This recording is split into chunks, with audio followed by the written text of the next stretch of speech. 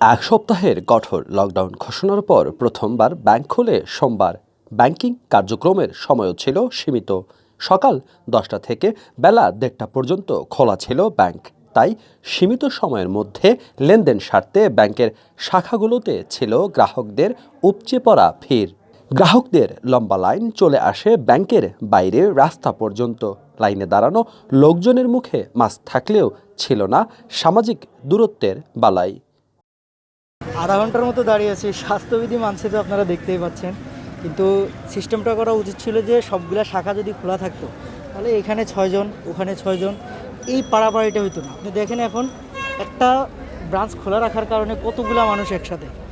এই যারা লাইনে আছে তারা হয়তো আজকের দিন এখানে ঢুকতেই পারবে না। তো এইভাবে যদি প্রতিদিন ওরা লাইনে থাকে তারা টাকা কীভাবে উত্তোলন করবে? তাই কর্তৃপক্ষের নিকট আমার অনুরোধ, আপনারা প্রতিটি ব্রাঞ্চ খুলে দেন এবং সময় কম দেন। নির্দিষ্ট একটা সময় দিয়ে প্রতিটি ব্রাঞ্চ খুলেন, তখন আর জনগণের দুর্ভোগ হবে না।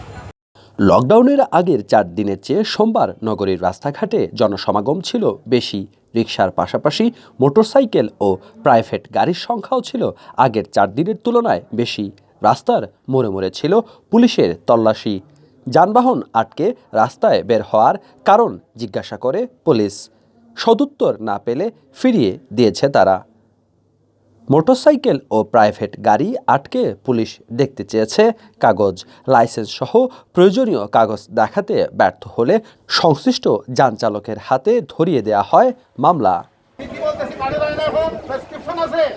আমার লোকে তো অরিজিনাল কাগজ আছে, দোকান মোবাইলও দেখাইছে আমার কাগজ আছে, গাড়ির সত্তা আছে, কিন্তু কইটা যে আমার কাছে হার্ড কপি নাই। হার্ড কপি কেন থাকতো না? আমি ইমার্জেন্সির মাঝে আমার মানুষ মারা যায়, আমি হসপিটালে আমার রিপোর্ট আছে তো কেন কত শত রিপোর্ট, তারপরে হার্ড কপি নাই, হার্ড কপি লগে থাকতে হইব। এটা ডিজিটাল যুগে যদি হার্ড কপি লগে লইয়া ঘুরা লাগে তাহলে তার কোনো মান নাই।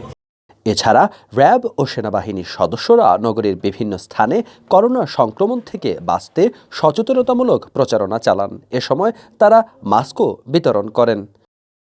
আমাদের র্যাব 9-এর পক্ষ থেকে সর্বমোট 20টি টিম আমাদের সিলেট বিভাগে কাজ করছে।